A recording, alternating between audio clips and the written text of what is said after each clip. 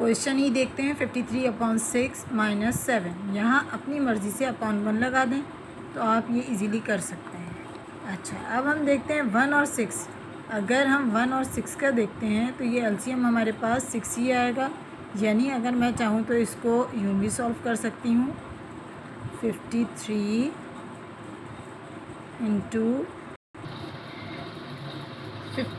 Into something minus ये आया 6। यहाँ पे भी हम लिखेंगे 7/1, यानी जो दोनों चीज़ें थी वो हमने एज इट इज़ लिखी, इंटू का साइन लगाया। अब इक्विवेलेंट कर रहे हैं, यानी 6 को 1 से और 1 को 6 से मल्टीप्लाई। जो काम हमने नीचे किया है, यानी नीचे डिवाइडेड बाय 1 लगाया है, तो यही चीज़ हम ऊपर लगा देंगे। इसी तरह जो हम नीचे मल्टीप्लाई कर रहे हैं 6 को, ये भी ऊपर कर देंगे।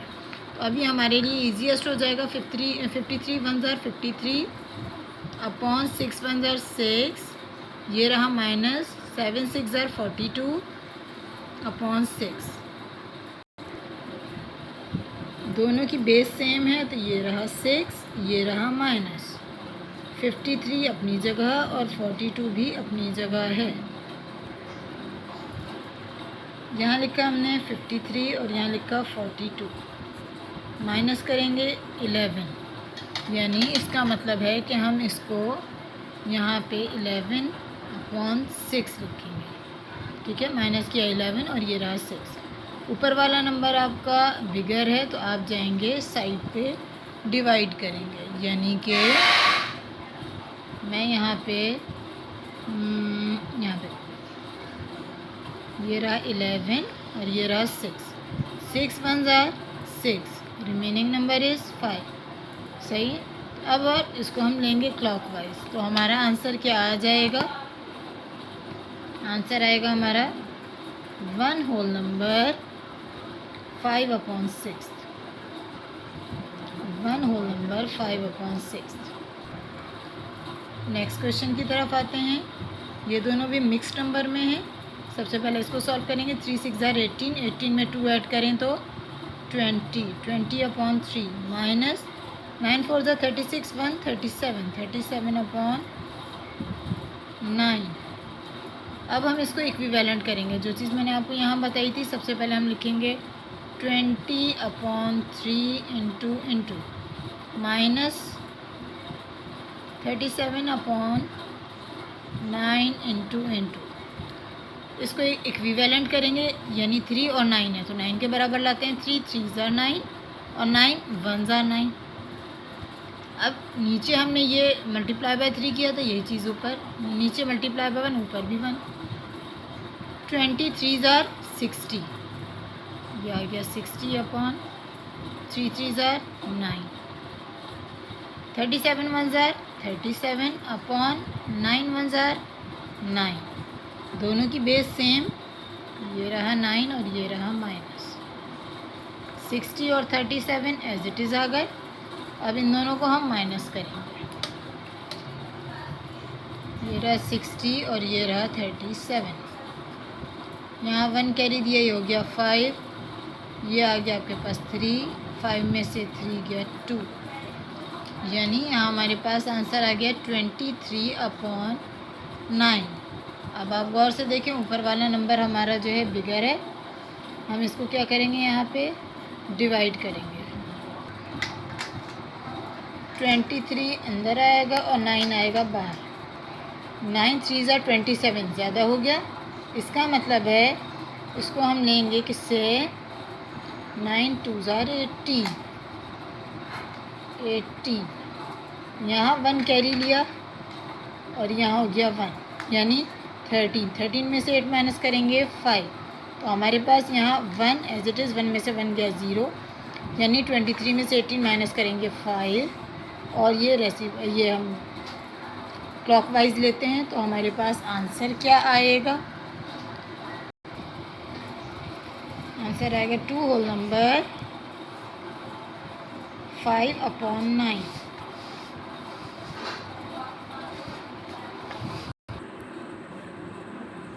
अच्छा, अब नेक्स्ट क्वेश्चन देखते हैं। सबसे पहले हमारे पास है 10 और 5। 10 5 ज़ार 50, 50 एंड 3 53/10 माइनस 15 3s are 45, 46, 47, 48, 49, 50, 51, 52, 52/15।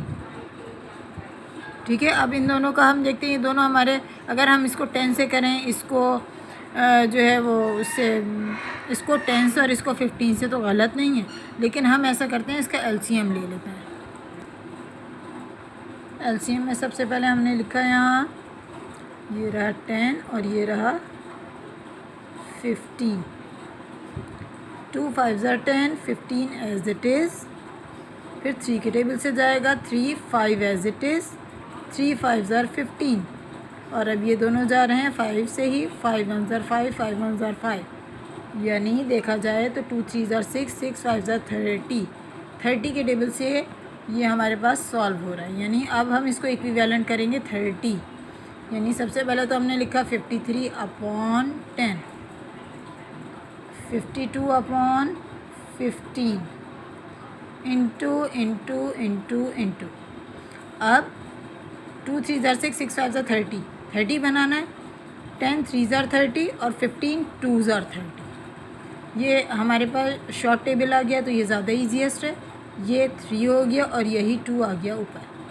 अब 3 3s are 9, 3 5s are 15 और ये 10 3s are क्या हो गया था 30, minus 2 2s are 4, 2 5s are 10 और ये आ गया 30। अब आपके लिए सॉल्व करना आसान है, यानी हम लिखेंगे 159 माइनस 104 डिवाइडेड बाय 30।